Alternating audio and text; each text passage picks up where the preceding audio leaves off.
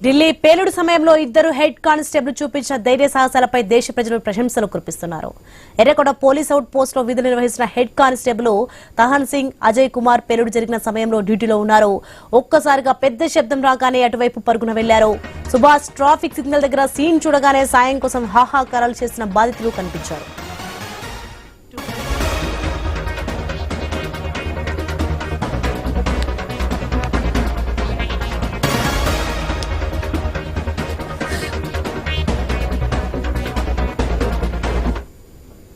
భారీగా మంటలెగిసి పడుతున్నాయి. ఇంకా పేలుళ్లు ఆగలేదు. ఉగ్రవాది ఉమర్ పేల్చింది ఒక్క కారే అయినా ఆ పేలుడు దాటికి సమీపంలోని కార్లు కూడా పేలడం మొదలుపెట్టాయి. కొన్ని కార్లలో సిఎన్జీలు కూడా పేలుతున్నాయి. అదే ప్లేస్ లో శరీరాలు తెగి ఛిద్రమైన వారి మృతదేహాలు, గాయాలతో అచేతనంగా పడి ఉన్న వారి దృశ్యాలు చూసి తమ విధులేంటో, వేసుకున్న కాకి డ్రెస్ ఉద్దేశం ఏంటో మెరుపులా ఆలోచించి సహాయ చర్యలు చేపట్టారు. ముందుగా క్షతగాత్రులను రక్షించాలన్నదే ధ్యేయంగా పెట్టుకున్నారు. గాయాలతో ఇబ్బంది పడుతున్న వారిని చేతులపైనే మోసుకొచ్చి సమీపంలోని ఈ రిక్షాలు, ఆటోల్లో ఎక్కించి ఆస్పత్రికి తరలించారు. ఆగని పేలుళ్లు, ఎగిసిపడుతున్న మంటల వల్ల తమకు ముప్పు వాటిల్లే ప్రమాదముందని తెలిసినా కాకి యూనిఫామ్ విధి ఏంటో గ్రహించి ఇద్దరు హెడ్ కానిస్టేబుల్ చెరో 15 మందిని ప్రాణాలతో కాపాడారు. వీరిలో హెడ్ కానిస్టేబుల్ తహన్ సింగ్ మాటలు వింటే రోమాలు నిక్కోబొడుచుకుంటాయి. నడుం సందేహం లేదు.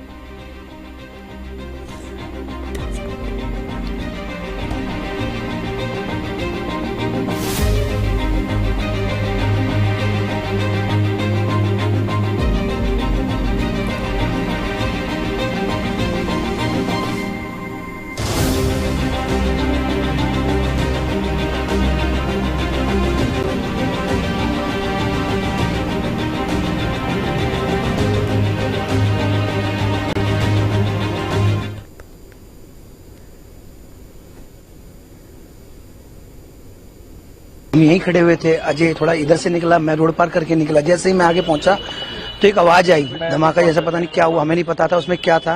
हम जैसे ही भागते हुए आए तो बहुत अफरा तफरी मची हुई थी। लोग बाग भाग रहे थे इधर से उधर, तो काफी लोग नीचे गिरे पड़े हुए थे और पटाखे धमाके होते जा रहे थे, यानी कि पटाखे की आवाज आ रही थी, क्योंकि गाड़ियों में सीएनजी थी कई जगह पर। मगर हमें डर, कई लोग कह रहे कि दूर हो जाओ, मगर हमने कहा कि नीचे लोग गिरे पड़े हैं तो हमारा फर्ज था उन लोगों को बचाना, उन्हें फर्स्ट उपचार देना। तो हमने किसी की चिंता नहीं करी।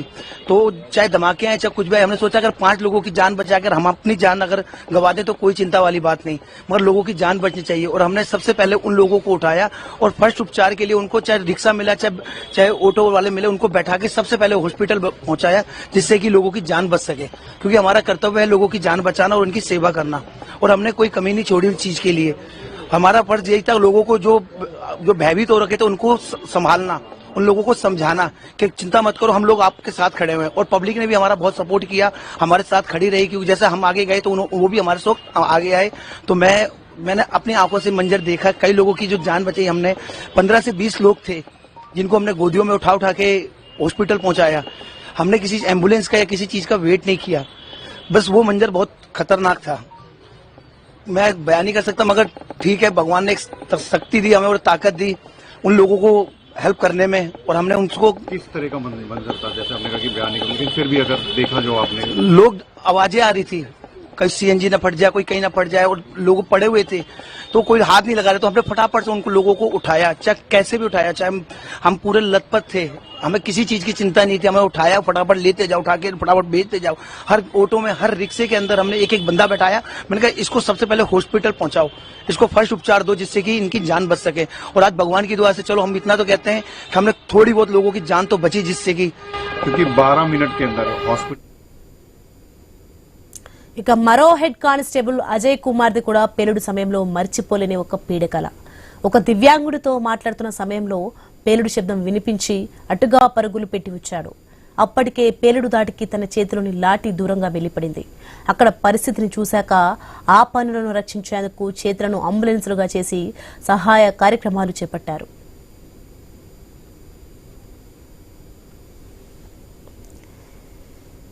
क्या था, आप कहाँ पर थे मौजूद? सर मैं डेली जैसे रूटीन में पेट्रोलिंग के लिए हम निकलते हैं, अपना टाइम था हमारा पेट्रोलिंग के लिए। अपने यहाँ से डंडा लेके बाहर की तरफ पेट्रोलिंग के लिए निकला था।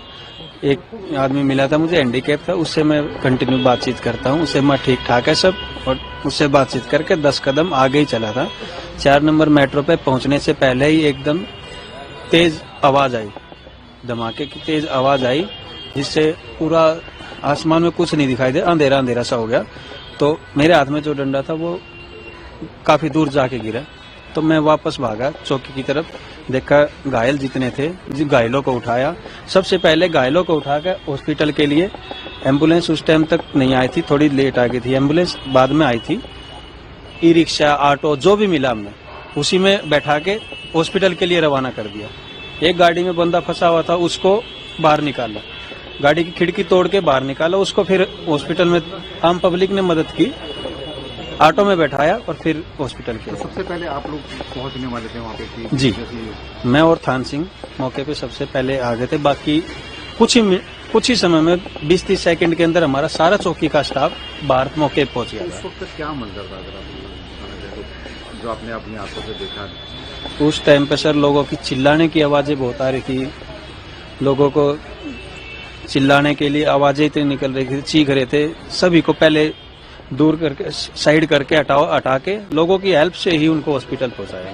तो उस वक्त आपके दिमाग में क्या चल रहा था? एक तरफ धमाकों की आवाज और एक तरफ लोगों की चिल्लाने। सर जो ये वर्दी पहन रखी है सर, वर्दी की ताकत है, जो हम अपना सारी चीजें भूल के उनको घायलों को उठा के और हॉस्पिटल के लिए चले गए।